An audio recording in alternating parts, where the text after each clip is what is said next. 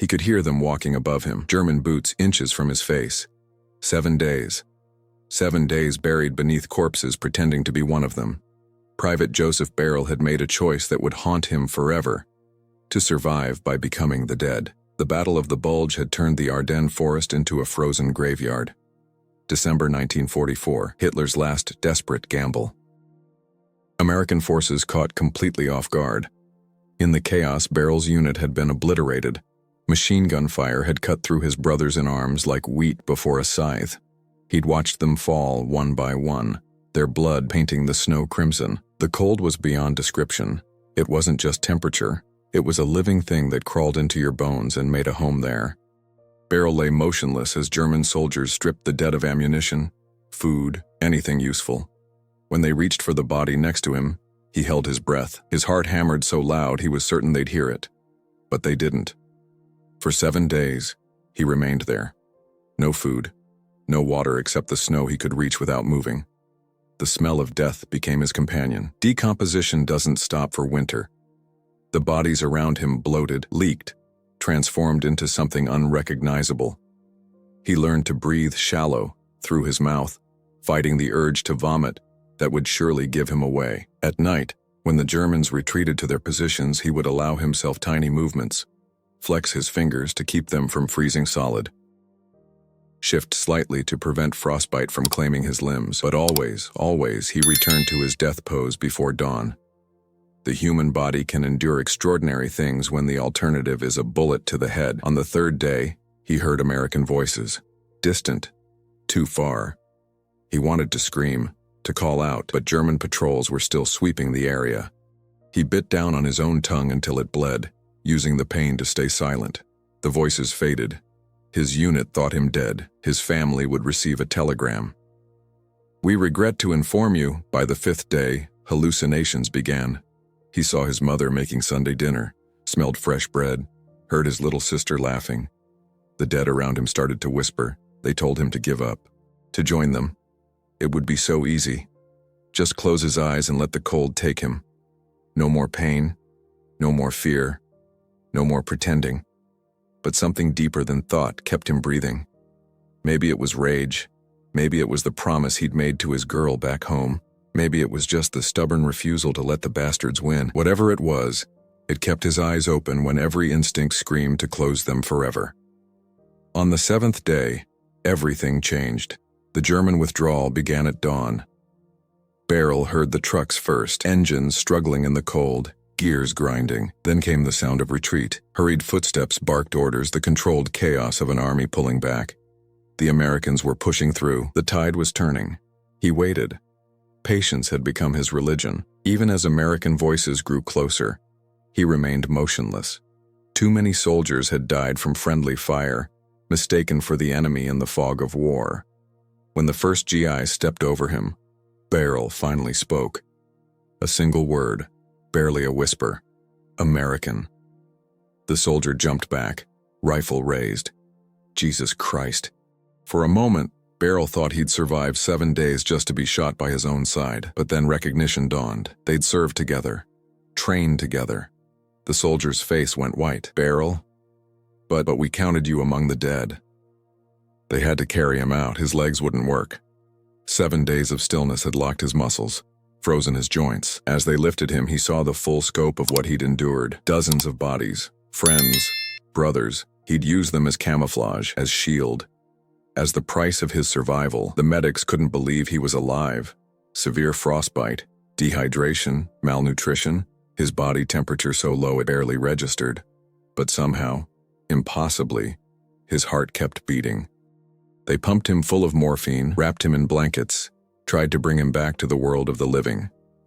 But Beyrle had learned something in those 7 days.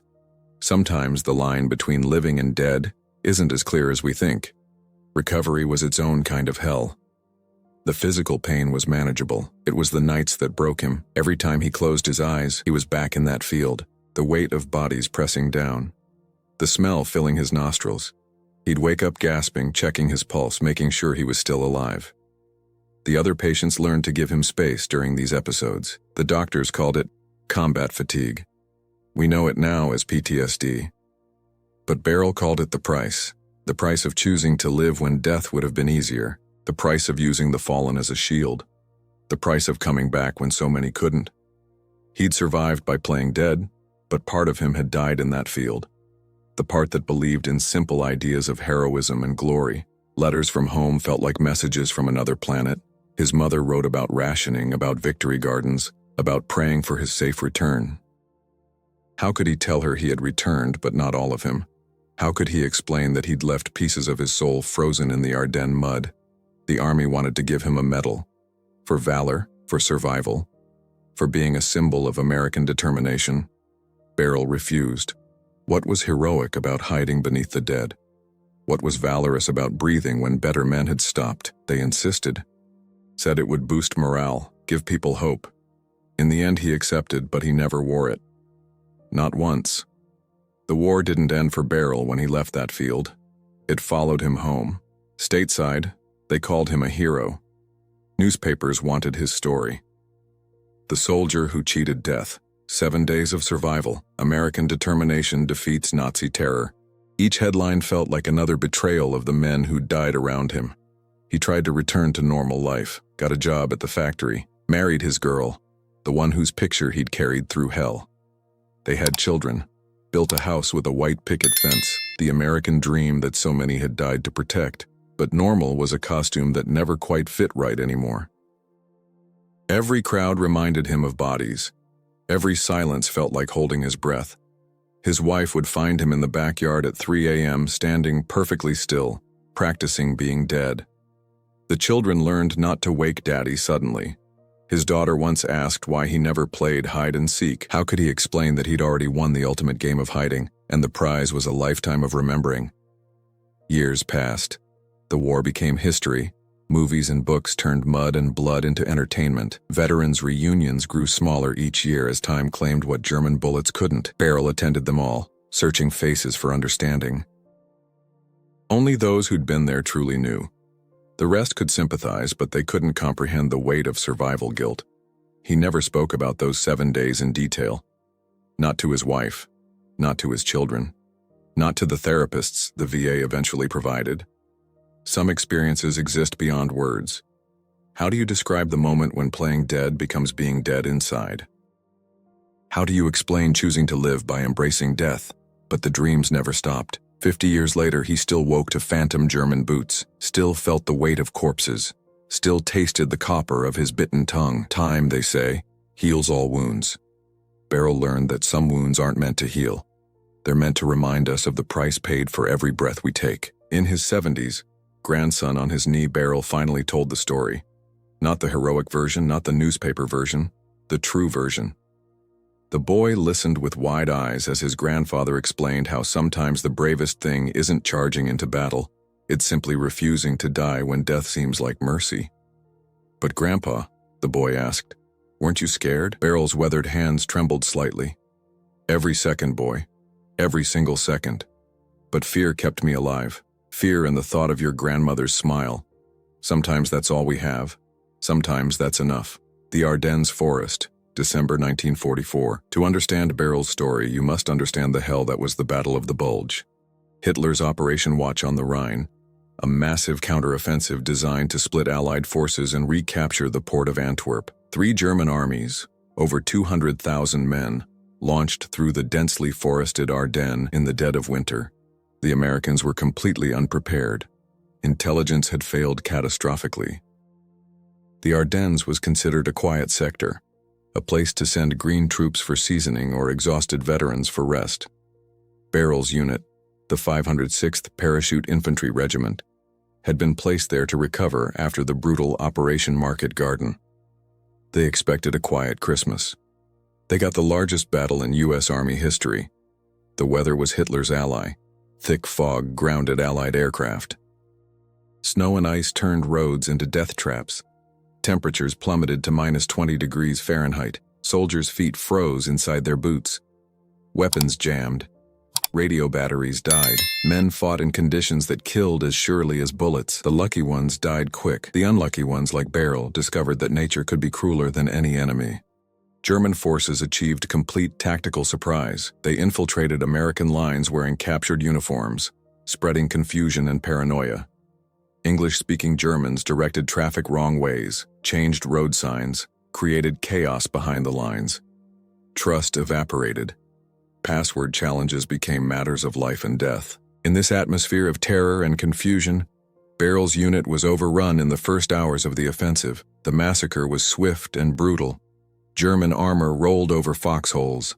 Machine guns created interlocking fields of fire that turned the forest floor into a killing ground. Mortars found men huddled for warmth. The lucky died instantly. Others screamed for medics who were already dead. In minutes, a regiment became scattered groups of terrified boys trying to survive. Beyrle watched his sergeant, a man who'd survived D-Day, take a round through the throat. Watched him drown in his own blood while trying to give orders. Retreat was impossible. Advance was suicide. So Beyrle did the only thing left. He became part of the landscape of death. It wasn't a conscious decision. Instinct took over. When you're beyond terror, beyond thought, the animal brain makes choices the rational mind would reject. He fell among the bodies and became one of them. Not heroism, not strategy, just the pure biological imperative to continue existing. The Germans swept through like professionals. They shot anything that moved, then shot it again to be sure. But they were soldiers, not monsters. They didn't waste ammunition on the clearly dead. Beyrle had found the one blind spot in their efficiency, their assumption that no one could be crazy enough, desperate enough, to lie among corpses for days. They were wrong. What followed was a masterclass in German military doctrine. They secured the area, established defensive positions, brought up supplies. For 7 days, Beyrle had a front-row seat to enemy operations. He memorized patrol patterns, counted vehicles, noted weapon emplacements, information that would prove valuable if he survived. But survival itself seemed increasingly unlikely as hours turned to days. The human body is a marvel of adaptation. It can survive traumas that seem impossible, but there are limits. Beyrle pushed against every one of them during those 7 days. Without water, the average person dies in 3 days. Without food, 3 weeks. In sub-zero temperatures, hypothermia can kill in hours. Somehow, Beyrle's body refused to surrender. He developed a system. During the day when Germans were most active, he was a corpse, perfect stillness, breathing so shallow his chest barely moved. Eyes fixed on nothing, glazed like the dead around him. He learned to ignore cramps, to let limbs go numb rather than risk movement. Pain became a distant signal, acknowledged but not obeyed. Night brought different challenges. German sentries were nervous, trigger-happy, but darkness also brought opportunity. He could flex muscles, restore circulation, gather snow to melt in his mouth. Every movement calculated, rehearsed, executed with infinite patience. A turned head might take 5 minutes, reaching for snow an hour, but movement meant life. Stillness meant survival. The dead became his teachers. He studied how bodies fell, how they stiffened, how they changed. He matched their postures, their stillness. When Germans kicked bodies to check for survivors, he learned to go limp, to absorb the impact without reaction. Pain was nothing compared to the bullet that would follow any sign of life. He became an expert in death, a scholar of corpses. Hunger was constant but manageable. The human body can cannibalize itself for weeks, but thirst was torture. Snow helped, but eating it lowered his core temperature dangerously. He had to ration even this, letting small amounts melt in his mouth, fighting the urge to gorge on the frozen water surrounding him. Every biological need became a complex equation of risk versus reward. His mind was the real battleground. Isolation, fear, and sensory deprivation created a perfect storm for madness. He recited baseball statistics, multiplication tables, anything to keep his brain active. He rebuilt his family's house in his mind, board by board. He had silent conversations with the dead around him, apologizing for using their sacrifice as shield. By day 4, the hallucinations began in earnest. The dead spoke to him. His mother appeared, begging him to come home. He saw himself from above, just another corpse in the field. Reality became negotiable. The only anchor was pain, the cold, the hunger, the fear. These were real. Everything else might be illusion. German soldiers passed within inches. He could see the wear on their boots, smell the tobacco on their breath, hear their conversations about home. They complained about the cold, about the food, about officers. They were boys, really, just like the Americans they'd killed. Just like him. War's greatest obscenity, children killing children while old men made speeches about glory. On day 6, a German medic knelt beside him, checking bodies for identification tags. Beyrle felt fingers on his neck, checking for a pulse. His heart hammered. Surely the medic would feel it, but cold had slowed his heartbeat to almost nothing. The fingers moved on. The medic muttered a prayer for the dead and continued his grim work. Beyrle had passed the ultimate test. Survival carries a price that's collected long after the danger passes. When American forces finally reclaimed that section of the Ardennes, when Beyrle was carried from among the dead, his war was far from over. The physical recovery was just the beginning. Frostbite had claimed parts of 3 toes. Malnutrition had wasted his muscles. But these wounds would heal. Others wouldn't. The field hospital was overwhelmed with casualties from the ongoing battle. Beyrle was low priority, alive, stable, no longer dying. They thawed him slowly, carefully. Too fast, and the shock could kill. He learned that survival isn't a moment but a process. Each degree of warmth brought new pain as sensation returned to frozen tissue. Each spoonful of broth was a victory against a digestive system that had shut down. Other wounded soldiers avoided him. Word spread quickly. The man who'd hidden among the dead. Some called it clever. Others called it cowardice. Most just found it unsettling. There's an unspoken code among soldiers. Lines you don't cross. Beyrle had crossed them all. He'd survived by embracing death while others died embracing life. The distinction mattered even if no one could articulate why. The army bureaucracy struggled with his case. Officially, he'd been listed as killed in action. His parents had been notified, his personal effects shipped home. Now he was alive, creating paperwork nightmares and uncomfortable questions. How many others might be out there playing dead, waiting for rescue? The thought tormented commanders who'd written off entire units as lost. Psychologically, Beyrle existed in a liminal space. Not quite alive, not quite dead. He'd learned to turn off his humanity like a switch to become a thing rather than a person. Now they wanted him to turn it back on, to feel again, to be normal. But how do you return from the dead? How do you rejoin the living when you've spent 7 days as a corpse? The war ended while he was still in recovery. VE Day came with celebrations, parades, joy in the streets. Beyrle watched from a hospital window, feeling nothing. Victory and defeat had lost meaning in that field. There were only the living and the dead, and he wasn't sure which category he belonged to anymore.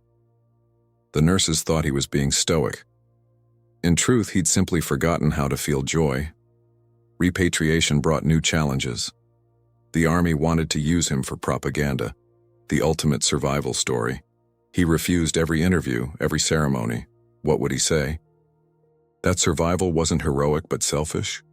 That he'd used dead comrades as camouflage? That given the choice, he'd do it again? These weren't the messages America wanted to hear as it celebrated victory. His family didn't recognize him, not just physically, and he'd lost 40 pounds and aged 20 years. But something fundamental had changed. His eyes, his mother said, were different. Like looking into empty windows. His father, a WWI veteran, understood better. He'd seen men come back from the trenches with that same 1,000-yard stare. Men who'd seen too much, survived too much, lost too much of themselves in the process. The girl he'd promised to marry stayed true. She became his anchor to the world of the living. But even love couldn't bridge the gap entirely. How could he explain why he couldn't sleep in beds, why he needed to see all exits, why sudden movement sent him back to that field? She learned to love the man he'd become, mourning quietly for the boy who'd never come home. Peace was harder than war. In combat, the rules were simple. Survive. In civilian life, complexity returned. Get a job, pay bills, mow the lawn, pretend the nightmares don't come every single night. Pretend you don't still check bodies for signs of life. Pretend you belong among the living when part of you never left that field. Beyrle found work at a steel mill. The noise helped, drowned out the phantom sounds of German boots. The heat was a constant reminder he wasn't frozen anymore. His co-workers were mostly veterans. They didn't ask questions. Everyone had stories they didn't tell. The lucky ones had stories about heroism and brotherhood. The unlucky ones had stories like his. He married Sarah in a small ceremony. No military uniforms, no mention of the war. Just two people trying to build something normal from the ruins. She was patient beyond reason, learned his triggers, created safe spaces. When he woke screaming, she held him until the shaking stopped. When he disappeared into himself, she waited for him to return. Love as an act of faith.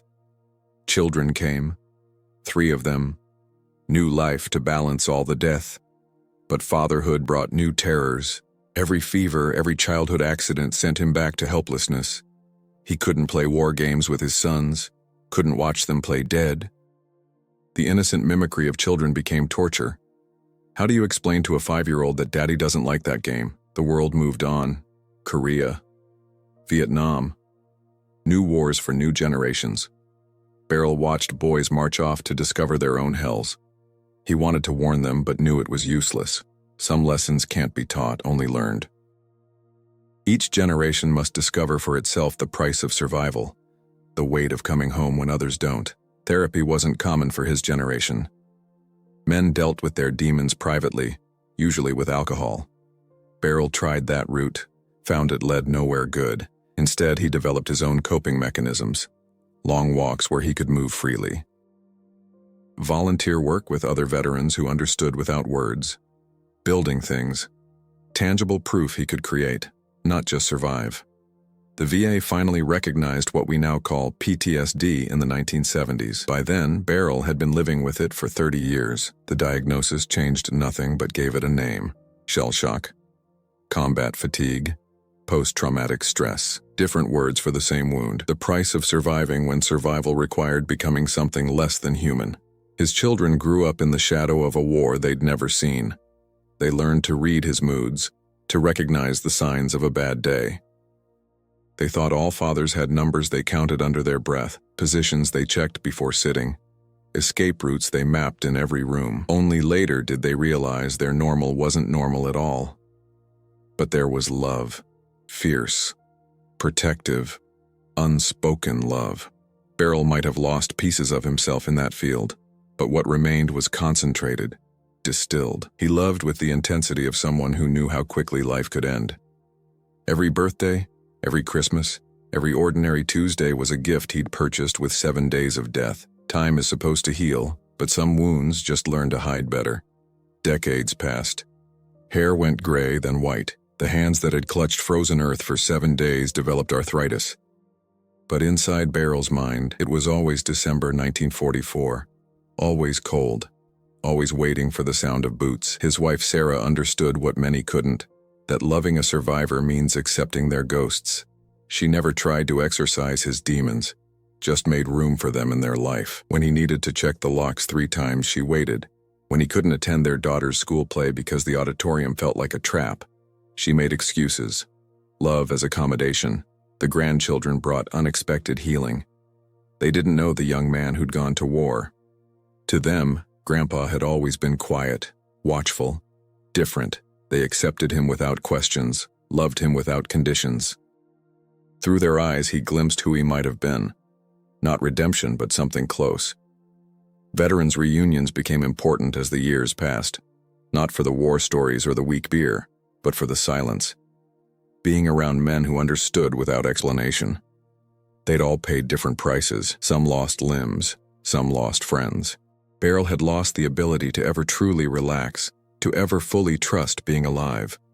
Among fellow survivors, that loss needed no justification. He started writing letters he never sent to the men who died around him, apologizing, explaining, asking forgiveness for using their deaths as cover. The letters piled up in a box in the basement. Sarah found them after he died, pages of one-sided conversations with ghosts. She burned them unread. Some confessions aren't meant for the living. The body remembers trauma in ways the mind tries to forget. Every December, Beyrle's old wounds ached, phantom frostbite in toes long healed.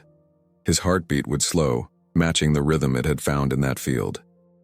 His wife would find him standing perfectly still in the garage, unconsciously practicing. The body's memory is longer than consciousness. Modern warfare changed, but the cost remained the same. He watched new veterans return from desert wars with that same hollow look. Different terrain, same damage. The weapons evolved, but young men still paid with pieces of their souls. Beyrle recognized them instantly, fellow members of a club no one wants to join. Near the end, dementia began to claim his mind, but instead of fading into confusion, he became more lucid about those 7 days. The filters fell away. He'd described the smell, the cold, the weight of bodies with clinical precision. His children thought it was the disease talking. His wife knew better. He was finally telling the whole truth. In his final months, he'd sometimes believe he was back in the field, would lie perfectly still for hours, barely breathing. The nurses thought it was catatonia. Sarah knew he was hiding again.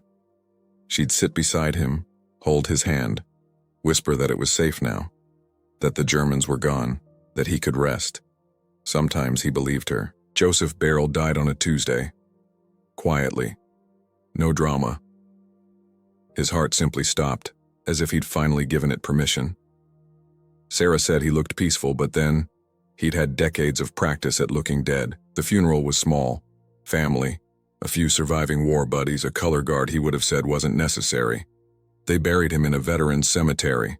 Rows of identical white stones, each marking a story. His simply read, Joseph F. Beyrle, Private First Class, U.S. Army, World War II. No mention of 7 days, no mention of the Ardennes, no mention of the price paid for the dates between birth and death.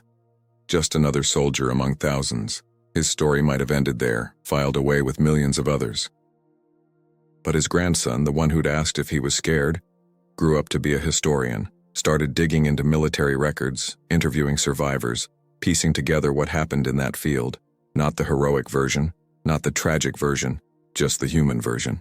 What he found challenged every notion of wartime courage. Beyrle hadn't charged machine gun nests or saved wounded comrades.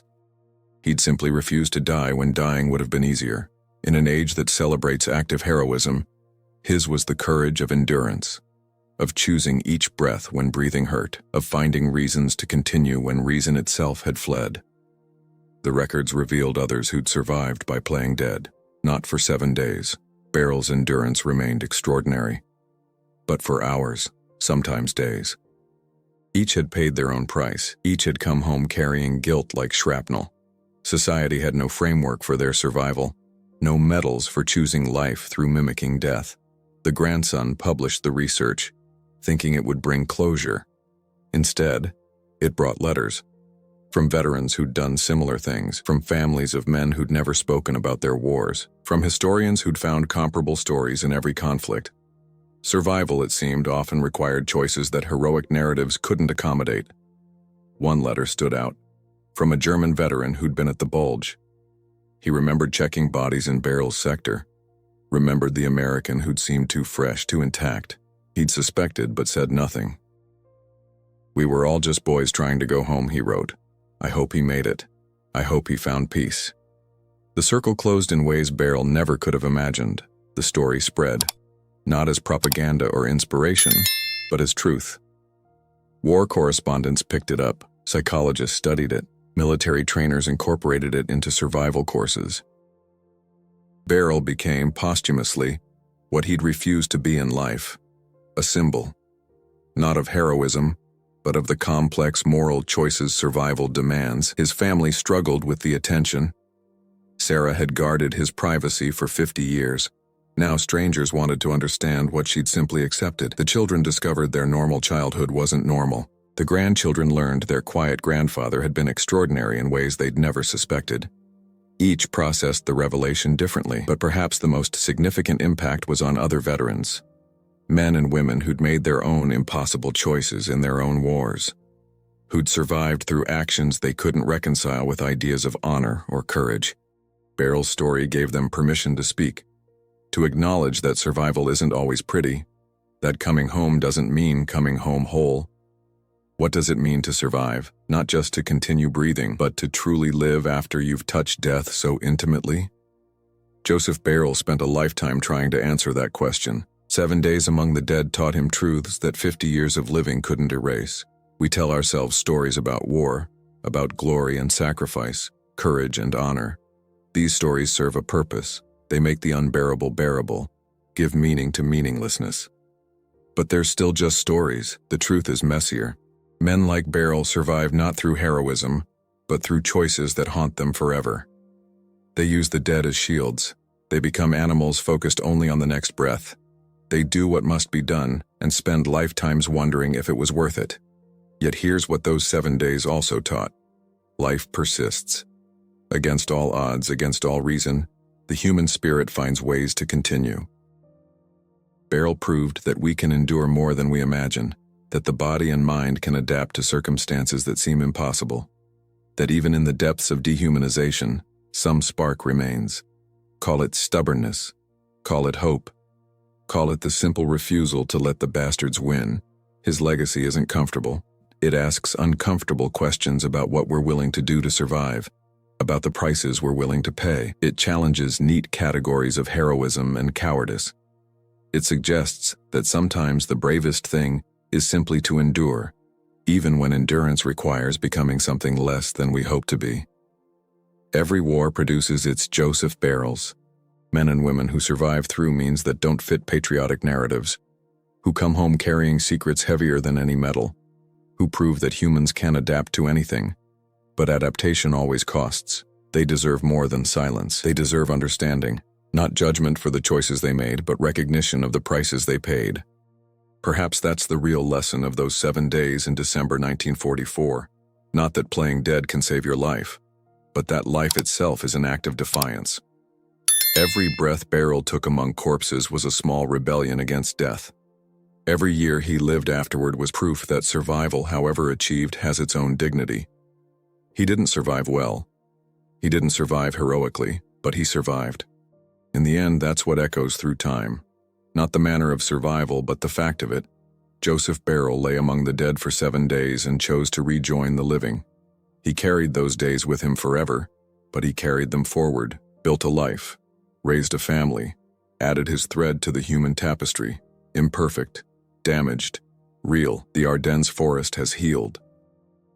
Trees grow where bodies fell. Nature has erased most traces of that December hell. But stories remain. In field hospitals and VA centers, in therapist offices and quiet bedrooms, veterans still fight Beyrle's battle, the struggle to live after surviving, to find meaning after witnessing meaninglessness, to choose life when you've worn death like a disguise. Remember this. Courage comes in many forms. Sometimes it charges, sometimes it endures, sometimes it hides among the dead and waits for another dawn. Joseph Beyrle showed us one form. Uncomfortable, troubling, absolutely human. He played dead for 7 days and spent 50 years learning to live again. In that journey from corpse to grandfather, from survival to life, lies a truth about war that no monument can capture. We do what we must, and then we carry it forever. If this story moved you, if it challenged what you thought you knew about survival and courage, like this video and subscribe. Share your thoughts below. Do you have family members who came back changed from war? What prices did they pay that medals couldn't acknowledge?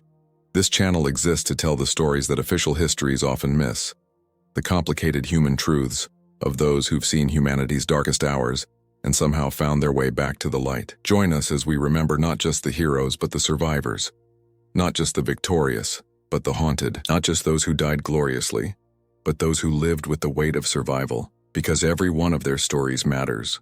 Everyone